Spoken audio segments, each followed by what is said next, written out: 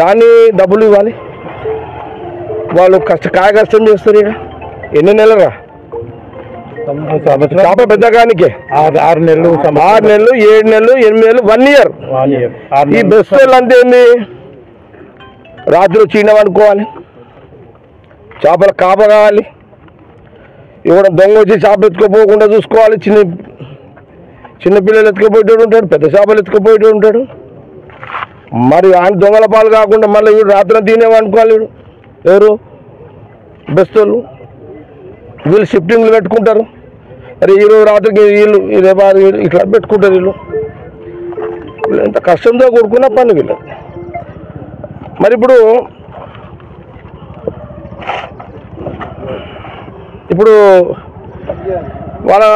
వాళ్ళు ఈ 6 నెలల నుంచి సంవత్సరం చేప పెద్ద అయ్యేంత వరకు కష్టపడే చేప నష్టపరిహారం రావాలి, దాని కూలి వెళ్ళాలా లేదా? మరి మార్కెట్లో పోవాలంటే ట్రాన్స్పోర్ట్ ఖర్చు వెళ్ళాలి, మార్కెట్లో పోయి అమ్మాలి. ఈ నష్టపరిహారం అంతా కవర్ చేయాలి, తప్పదు, వేరే దారి లేదని నేను ఫిషరీస్ ఏడి గారిని కోరడం జరిగింది. వాళ్ళు కూడా బెస్తలు కూడా అడిగారు. ఓకే, ఇది మరి ఎట్లా సార్? అంటే ఇప్పుడు ఈ పొల్యూషన్ వాటర్ రాకుండా మహబూబ్ సాగర్ చెరువుని సంరక్షించారు. సీను నువ్వు అడిగిన ప్రశ్న అదే. అధికారులు ఏమన్నారంటే గుర్రం పెక్కు తీయాలంటే పూడిక తీయాలంటే నీళ్లు వదలాలి. పొల్యూషన్ వాటర్ పోవాలంటే ఏం చేయాలి? పొల్యూషన్ వాటర్ పోవాలన్నా నీళ్ళు వదిలేయాలి, పూడిక తీయాలి, బురద నీళ్ళు వదలాలి ఫస్ట్, తర్వాత పూడిక తీయాలి, 5 ఫీట్ల పూడిక తీయాలి. చెరువు అంతా 450-500 ఎకరాల పూడిక తీయాలి 5 ఫీట్ల లోతుతోటి. తీయడంతో ఏమైపోతుందంటే పొల్యూషన్ వాటర్ బంద్ అవుతుంది. ఇంకోటి పైనుంచి వచ్చే డ్రైన్ వాటర్ని పక్కకు నుంచి వేరే దానికి వేసేసాలి. ఓకే, ఇవన్నీ చేస్తే దీనివల్ల అడ్వాంటేజ్ బెస్తోళ్ళు ఒక్కలే కాదు, ఇక్కడ బెస్తోళ్ళు ఏమో జీవనోపాధి. ఇక్కడ చాలామంది ఊరంతా ఇడికే వాకింగ్ వస్తారు.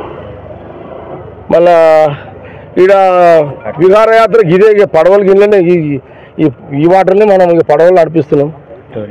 టూరిజం కూడా ఇదే, నేను నెక్స్ట్ మీటింగ్లో నేను మళ్ళీ చెప్తా దీన్ని. కాబట్టి ఇది కూడా వాటర్ అచ్చా ఈ వాటర్ ఇప్పుడు జంతువులు కూడా ప్రాబ్లం ఉంది. ఇంకోటి అందుకే ఇప్పుడు అధికారులు అంటున్నారు ఇవన్నీ చేయాలంటే వాటర్ వదలాలి, పూడిక తీయాలి, ఏం రావు, సమస్యలన్నీ వస్తాయి. ఇది ఇక్కడ జరిగిన చర్చ అధికారులతోటి, గంగపుత్ర సంఘం బెస్తలతోటి.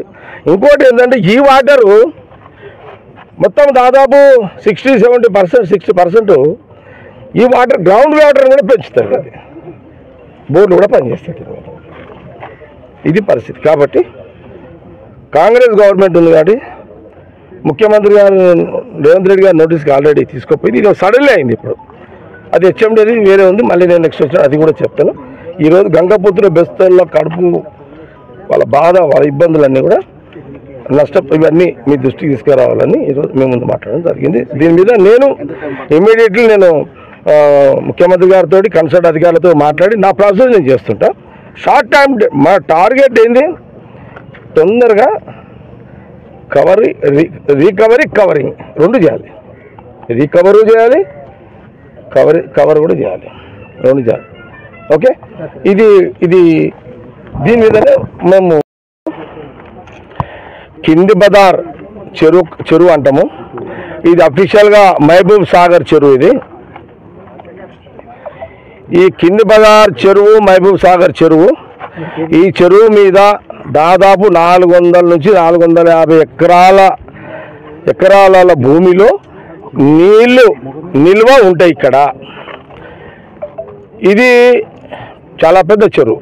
దీని కింద వ్యవసాయం కూడా కొనసాగుతుంది. టౌన్కి సంబంధించిన గ్రౌండ్ వాటర్ కూడా ఇది కాలం చెరువు ఎప్పుడు తవ్వారో మాకు పుట్టక ముందు నీళ్లు తాగుతుంది బ్రహ్మణవాడ మొత్తం. ఈ చెరువు ఏంటంటే పూర్వం నాకు స్వాతంత్రం రాకముందే అప్పుడే కాలం ఇదంతా. ఓకే, ఈ చెరువు ఏంటంటే ముత్తాలు అన్నట్టు ఈ చెరువులో నీళ్లు ముంచుకపోయి తాగేటోళ్ళు ఆ కాలంలో, అది చెరువు. ఇది చెరువు నీళ్లు తాగే కాలము తాగుకుంటే ఈ చెరువు మీద బెస్తోళ్ళు చేపలు పట్టుకొని బతుకుతారు, సాగలోళ్ళు బట్టలు ఉతికి బతుకుతారు. మన ఎవరో ఇళ్ళలో చనిపోతే మంగళలు వచ్చి ఈడనే సాగు చేసేటోళ్ళు. ఇదంతా ఆ కింది బజారు ఆడ ఈయనే ఉంది బొందలగడ్డ ఆడికి చెరువుకి వచ్చేటోళ్ళు. ఇది మన ఈ సంగారెడ్డి కింది బజార్ చెరువు, మహబూబ్ సాగర్ చెరువు, ఇది చరిత్ర. ఇది దురదృష్టం, రాత్రి దాదాపు 5 నుంచి 6 లక్షల చేప పిల్లలను వీళ్ళు బెస్తోళ్ళు వదిలి, చేపలన్నీ వదిలి దీని మీద వాళ్ళ జీవనోపాధి, బెస్తోళ్ళంతా ఆ కుటుంబాలన్నీ దీని మీదనే డిపెండ్ అయ్యి ఉన్నాయి. కొన్ని ఏళ్ళ నుంచి ఇది పొల్యూషన్ అయిపోయింది. సంగారెడ్డి ఎంటైర్ టౌన్ నీళ్ళంతా ఇక్కడికి వస్తున్నాయి. ఏం చేయలేని పరిస్థితి అయిపోయింది. నేను మొన్న ముఖ్యమంత్రి రేవంత్ రెడ్డి గారికి ఈ మహబూబ్ సాగర్ చెరువు గురించి నేను మళ్ళీ తర్వాత చెప్తాను. ముఖ్యమంత్రి గారికి ఆల్రెడీ రేవంత్ రెడ్డి గారికి ఇచ్చిన కన్సల్ట్ ఆఫీసర్స్, హెచ్ఎండి అధికారులు, ఇరిగేషన్ అధికారులు, హెచ్ఎండి దానకిషోర్ గారు కానివ్వండి, హెచ్ఎండి సి గారితో కూడా మాట్లాడినా ఇవన్నీ నడుస్తున్నాయి. ఇప్పుడు చెరువులు చచ్చిపోయినా వీళ్ళకి జీవనోపాధి, బెస్తల జీవనోపాధి బంద్ అయిపోయింది. ఇప్పుడు వీళ్ళ కడుపుకి మీద దెబ్బ పడ్డట్టే. వీళ్ళ జీవనోపాధి ఇదే, వేరేదేం లేదు వీళ్ళకి బెస్తోళ్ళకి సంగారెడ్డిలో. కాబట్టి ఈరోజు తక్షణమే నేను వాళ్ళ అన్నంగా బెస్తోళ్ళంతా చెప్పంగానే, సంగారెడ్డి బెస్తోళ్ళంతా చెప్పంగానే అధికారులు, ఇరిగేషన్ అధికారులు వచ్చారు, పొల్యూషన్ అధికారులు వచ్చారు, అండ్ మున్సిపల్ కమిషనర్ అధికారులు అందరూ వచ్చారు, అండ్ ఫిషర్ డిపార్ట్మెంట్ ఏడు కూడా వచ్చాడు. ఇప్పుడు అంతా రివ్యూ చేసినాం, వాళ్ళ అభిప్రాయాలు చెప్పి అవన్నీ చూసినాం. వాళ్ళు ఏమేమి పనులు చేయాలో మీరు ఆల్రెడీ వీడియోస్ తీసారు. మీరు దాని మీద గవర్నమెంట్ మీడియా ద్వారా జిల్లా కలెక్టర్కి, మా జిల్లా మినిస్టర్ దామోదర్ గారి దృష్టికి కూడా నేను మాట్లాడతా. మా జిల్లా మినిస్టర్ దామోదర్ గారితో మాట్లాడతా, మా జిల్లా ఇన్ఛార్జ్ మినిస్టర్ కొండా సురేఖ గారితో కూడా మాట్లాడతాం, ముఖ్యమంత్రి గారితో మాట్లాడతాం, కన్సల్ట్ అధికారులు ఉత్తమ్ కుమార్ రెడ్డి గారు, ఇరిగేషన్ మంత్రి మారితో మాట్లాడతాం. హెచ్ఎండి ఆల్రెడీ ముఖ్యమంత్రి రేవంత్ గారి దగ్గర ఉంది కాబట్టి ఆల్రెడీ ఆయన నోటీసులు ఉంది, ఆ ప్రాసెస్ చేస్తున్నాం. అదంతా ఇదంతా కూడా జరుగుతుంది. ఇంకే అధికారులు వస్తారు ఇంతే కదా అందరూ. ఇది ఈరోజు జరిగిన వ్యవహారం. ఇప్పుడు అధికారులు ఏం సలహా సూచన చెప్తున్నారంటే, గుర్రం డెక్క నిండిపోయింది మొత్తం. గుర్రం డెక్క తీయాలంటే మిషన్ ఆల్రెడీ హెచ్ఎండి నుంచి తీసినాం, కానీ అది ఒక దిక్కు గుర్రం డెక్క తీస్తున్నాము, ఒక దిక్కు మళ్ళీ పెరుగుతున్నది. అధికారులు ఏం చెప్తున్నారు, అది భూమి 1 ఫీట్ నుంచే గుర్రం డెక్క వేర్లు ఉంటాయంట. ఎంత తీసినా మళ్ళీ పుడుతూనే ఉంటాయి, నీళ్ళలోనే కదా, భూమికి నీళ్ళు మధ్యలో ఏముంటుంది, పుడుతూనే ఉంటాయి, మళ్ళీ ఇమీడియట్లీ పుడతాయి ఇక. కాబట్టి ఇది ఒక సమస్య అయిపోయింది వాళ్ళకు. మా దీని మీద జీవిస్తున్న బెస్తోళ్ళు కానీ అధికారుల ఆలోచన ఏముంది ఈ రివ్యూలు అంటే, నేను అడిగిన వాళ్ళకు ఏంది సొల్యూషన్ ఏంది అంటే, సార్ పూడిక తీయాలి అంటే ఒక 5 ఫీట్ల పూడిక తీయాలి. ఆ బురదంతా వెళ్ళిపోతుంది, గుర్రం డెక్క ఇక ఉండదు, మొత్తం వెళ్ళిపోతుంది, ఎట్ టైం వెళ్ళిపోతుంది, పొల్యూషన్ కూడా వెళ్ళిపోతుంది. ఎట్లా పోతుంది, ఈ వాటర్ అంతా వదలాల్సి వస్తుంది.